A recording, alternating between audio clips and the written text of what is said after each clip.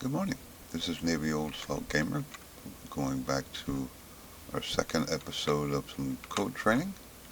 Did have a comment that the last one was a little long. We did cover a lot in the last one when it comes to coding. We covered a lot of the more commonly used code lines. So instead of using switches, why don't we try something different? Instead of manually doing a switch, can't we automate things that we don't have to touch anything? And wouldn't that be better? I'll be right back. Okay, so I made a few changes in the room. I disabled some stuff. Look, I can turn my own lights on and off now. And if I leave the room, they don't turn off. Well, in the last video, if you watched it, they turned off automatically. So I think one of the least, in my book, underutilized items in the game is the occupancy sensor. So I got a bare bones program here. Say you want to save power. Always a thing in most worlds, especially places like where there's no wind, the moon, lots of sun, but you always want to save power. So let's say you have an occupied sensor. Let's look it up real quick. Occupancy sensor. Basically, what it does is if you're in the room that you're in, or you walk into a room, this is going to activate. And there's a lot of neat things you can do with that. And I'm not going to keep this one too long because somebody commented my last video was too long. So, and I kind of agree, it went kind of long. So, let's do, and I won't cover the stuff I covered in the last video. So let's just alias occupancy sensor. So what else can we do with the occupancy sensor? Let's go, we're going to cover two things in this. We're also going to cover wall lights. Notice these aren't named. It's just wall light long, wall light long. And we're going to cover define. So let's come down here and put define, and I'll just put wall light. So define is asking for a string name and a number. So what's this number? Let's go up here and do wall light. Now you're looking for a wall light long, right? Because that's what those two were. So you click on that. See this prefab hash number. If you left click on that, it puts it on your clipboard. And if you go up here and Control V, it pastes it. We've now defined that hash number as our string name wall light. Now, why did I do that? Very simply, now I can go down here and say set batch wall light, and if I spelled it right, wall, one more L, wall light on 1. Now, that's a good start, but I also have to load R0, register 0, occ sensor, which is the occupancy sensor that I defined above here in the alias, activate. And again, I showed you in the last video, if you wanted to know occupancy sensor, activate. That's the stuff that you can use in the occupancy sensor. So now I've loaded, is it activated or not? So now, if I want to do less, you can do less than to see if it's activated, or 0. If it's less than 1, then it's not activated. So you jump start. Well, actually, let's do something different. Let's turn off like I did in the last one. So if I go down here we're going to go below the start line, do turn off with a colon, turn to use, I don't want to use, turn off. Now I can do set batch wall light on 0 and turn them off, and then jump start. That'll just take me back to the loop again, the main loop, like I discussed in the last section. Now, because I set the batch, if it's activated, it's going to, if it's not active, if not in the room, it's going to go to turn off, and it's going to turn the wall lights off. Otherwise, it's going to turn the wall lights on. This is a really simple one. So let's bring this up, make this a little more clear. So there's two options, and that's the same thing, on or off. Is the alias sensor on, or is the alias sensor off? If it's on, then we're going to skip turn off, because it's not less than 1, it is 1. If we're not in the room, it's going to be 0, and we're going to jump to turn off. So let's see what happens if we do this. Let's export it. Put it in here.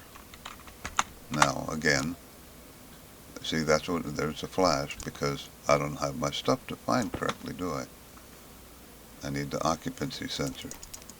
So let's click. Oh, by the way, you'll always want to turn this off when you're cycling through these. That's very important, because if you happen to hit something, you could be turning things on and off unintentionally, and that can be disastrous. If you happen to cycle through, say, a pressure regulator, and you turn it on and then leave it, all of a sudden your pressure center, pressure valve is on, and you could end up blowing something up, over-pressurizing something. Always turn this off while you're scanning through things. Okay, so no errors. Now I'm in the room. Let's see what happens if I try and turn this off now. Oh, look at that. What if I leave the room? It turned it off. The occupancy sensor automatically turns on the lights with that very tiny, simple little program when I go into the room. So when you leave to go outside, it turns it off, and it saves you power, and you don't have to hit anything. Now, we can add a bunch more stuff to this. Let's look at, and I'll just do a couple things here real quick, because like I said, I don't want to get too long. Say you want all your devices to power up, and I'll only do one of them. Let me get the naming device here. So this is the auto lathe, right? So what if I wanted that to stupid thing. My mouse button has been acting up forever. What if I wanted it to control the auto lathe? Well, we very simply. Now remember, we have to use a pin for the auto lathe. So alias auto lathe D1. Now, anytime you want to use a device in an IC chip, there's the problem. I have to always have the data connected to the network in order to utilize it. So we just do 2 quick connections, and now the data's there. So now I can talk to the auto lathe, and that's the truth for any of them. If you want to talk to any of these, you got to connect the data. Remember, we kind of covered that in the last episode. So now, we go in here again. So now we can talk to the auto lathe.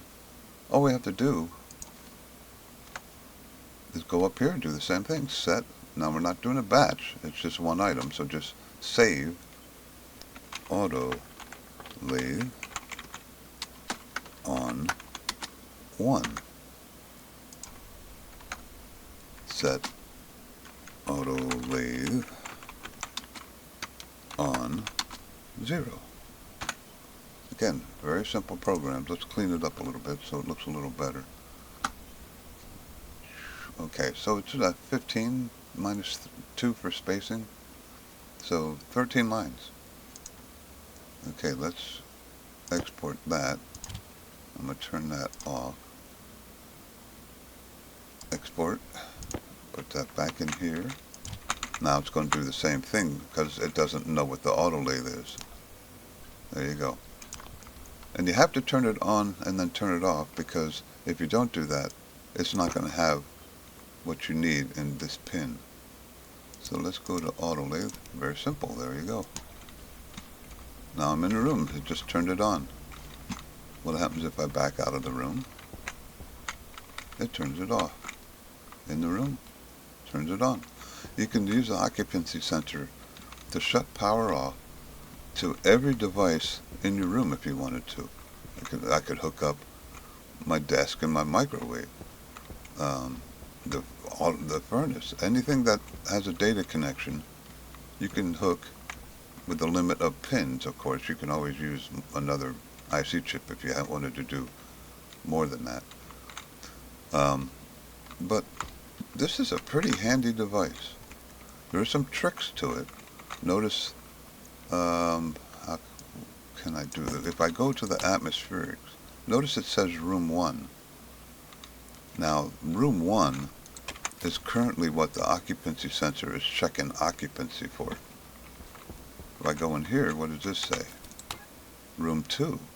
That's why it turns it off, because I'm now in room 2.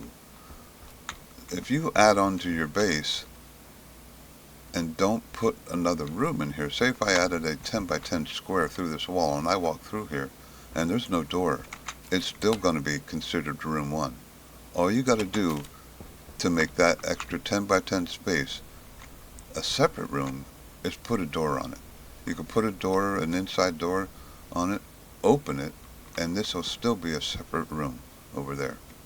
So you can have this occupancy sensor control this area, and your other 10 by 10 room, after you put the door on it, would not be controlled by this. And that's very handy, because if you want to work in this room and turn everything on, and then go over to the other room, it'll turn everything off here and turn everything on in that room if you put another occupancy sensor over there. Very handy device.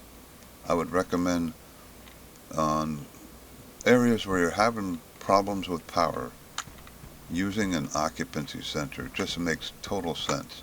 Technically, if I wanted to, I could hook all this up to it and save a ton of power on my base. As you can see, all that's running even though I'm leaving the room. Is it really worth using all that stuff? Now 9 devices times 2, that's 18. So I would need 3 chips to control all that. But, you know, in the long run it might be worth it for some ores to save some power. It all depends on your priorities. But there you go. Shorter video, occupancy sensor in a glance, very simple code. All you gotta do is look at it, load whether it's activated or not, and you could list on each IC chip, you could do 5 devices, because one of them has to be the occupancy sensor. And don't forget, you can define as many devices as you want. It doesn't use a pin. Notice I control the wall lights, but I didn't use a pin because I used the define instruction. So the wall lights are being controlled without being in a pin. So I could define, to save space, if I wanted to use, I could define all LEDs, and that would use no pin. Why don't we try that real quick? Maybe it might get a little long, but let's see what happens. LED. No, it's going to be under light, isn't it? Let's do light. It's going to be quicker that way. LED, maybe it won't be. I probably missed it. I did.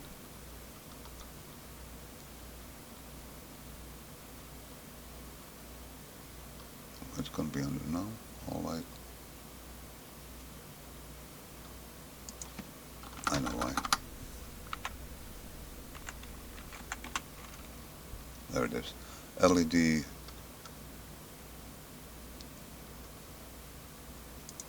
I may have to edit this out. LED. Why isn't LED coming up? There, LED just, there it is. I'm sorry. So now I need to know this number so I can copy that number to the clipboard. Then I can go in here and define LED lights. Hydration critical. Paste this. Control V. And then I can come down here, set batch, LED, LIGHTS on 1. I could copy this too. This is a little quicker. Go down here, control. Matter of fact, I may add this, paste. I may add this to my current program, because this is going to save a lot of power. LED lights add up. Do that. Gotta get an empty hand first. Export this, turn that off. Although I won't have to change anything because it didn't use a pin. No errors. Let's see if it turns them off. Look at that. I may add that to my program. Very handy. I could also add all the consoles. So I could save a lot of power in this place just by doing that. But there you go. The occupancy sensor. Very underused in my book device that can save you a ton of power. And hopefully this is quicker, more fun to watch, not as labored. The first one was long because I felt that I had to, because it has been a beginner level, I had to explain a lot more of the coding. At this point, if you watch my first video, you should be familiar with everything I did in here except for set batch and define. So we did 3 things today: occupancy sensor, how to do define, and how to do set batch. And there you go. Navy Old Salt Gamer. Please subscribe and like if you watch these and you want to see some more. I'll be doing some more of these in the long run. If there's this particular item you want to talk about, like I said, put it in the comments. I'll be glad to help out. Have a good day.